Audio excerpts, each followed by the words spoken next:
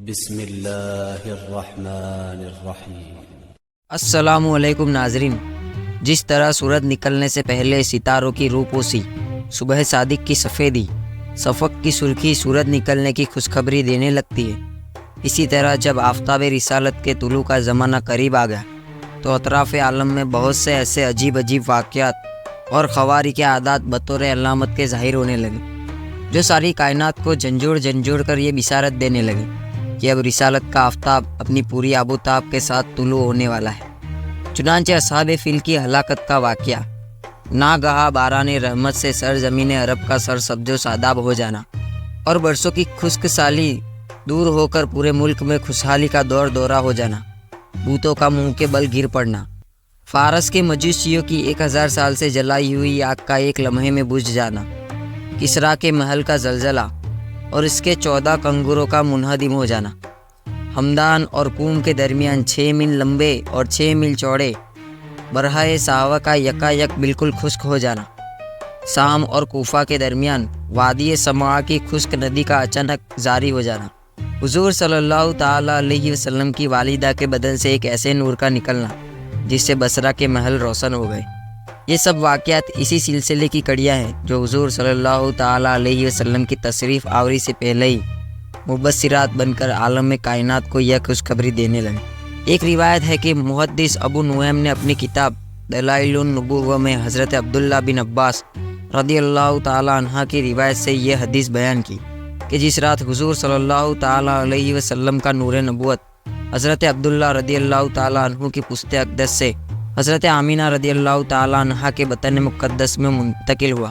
روئے زمین کے تمام چوپایوں خصوصاً قریش کے جانوروں کو اللہ تعالیٰ نے گویا عطا فرمائی اور انہوں نے بزبان فصیح اعلان کیا کہ آج اللہ کا وہ مقدس رسول سکم مادر میں جلوہ گر ہو گیا جس کے سر پر تمام دنیا کی امامت کا تاج ہے اور سارے عالم کو روشن کرنے والا چراغ ہے۔ مشرق کے جانوروں نے مغرب کے جانوروں کو بشارت دی، اسی طرح سمندروں اور دریا کے جانوروں نے ایک دوسرے کو یہ خوشخبری سنائی کہ حضور صلی اللہ تعالیٰ علیہ وسلم کی ولادت باسعادت کا وقت قریب آ چکا ہے۔ ایک اور روایت ہے کہ خطیب بغدادی نے اپنی سند کے ساتھ یہ حدیث روایت کی ہے کہ حضور صلی اللہ تعالیٰ علیہ وسلم کی والدہ ماجدہ بی بی آمینہ رضی اللہ تعالیٰ عنہا نے فرمایا کہ حضور اکرم صلی اللہ تعالیٰ علیہ وسلم پیدا ہوئے تو میں نے دیکھا کہ ایک بہت بڑی بدلی آئی جس میں روشنی کے ساتھ گھوڑے ہنین آنے اور پرندوں کے اڑنے کی آواز تھی اور کچھ انسانوں کی بولیاں بھی سنائی دے رہی تھی۔ پھر ایک دم حضور صلی اللہ تعالیٰ علیہ وسلم میرے سامنے سے غائب ہو گئے اور میں نے سنا کہ ایک اعلان کرنے والا اعلان کر رہا ہے کہ محمد صلی اللہ تعالیٰ علیہ وسلم کو مشرق و مغرب سے گشت کراؤ اور ان کو سمندروں کی سیر کراؤ تاکہ تمام کائنات کو ان کا نام، ان کا حلیہ، ان کی صفت کا معلوم ہو جائے۔ ان کو تمام مخلوق یعنی جن و انس، ملائکہ اور چرند و پرندوں کے سامنے پیش کرو اور انہیں حضرت آدم علیہ السلام کی صورت، حضرت شیش علیہ السلام کی معرفت، حضرت نوح علیہ السلام کی شجاعت،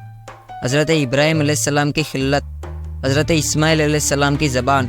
حضرت اسحاق علیہ السلام کی رضا، حضرت صالح علیہ السلام کی فصاحت، حضرت لوط علیہ السلام کی حکمت، حضرت یعقوب علیہ السلام کی وراثت، حضرت موسیٰ علیہ السلام کی شدت، حضرت ایوب علیہ السلام کا صبر، حضرت یونس علیہ السلام کی طاعت، حضرت یوسف علیہ السلام کا جہاد،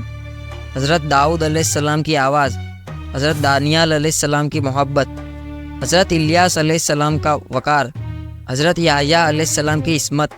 حضرت عیسیٰ علیہ السلام کا زہد ادا کر کے ان کو تمام پیغمبروں کے کمالات اور اخلاق حسنہ سے مزین کر دو۔ اس کے بعد وہ بادل چھٹ گیا۔ پھر میں نے دیکھا کہ آپ صلی اللہ تعالیٰ علیہ وسلم ریشم کے کپڑے میں لپٹے ہوئے ہیں اور اس کپڑے سے پانی ٹپک رہا ہے۔ کوئی منادی اعلان کر رہا ہے کہ واہ کیا محمد صلی اللہ تعالیٰ علیہ وسلم کو تمام دنیا کا قبضہ دے دیا گیا اور کائنات عالم کی کوئی چیز باقی نہ رہی جو ان کے قبل اقتدار و قبل اطاعت میں نہ ہو۔ اب میں نے چہرہ انور کو دیکھا، 14ویں کے چاند کی طرح چمک رہا تھا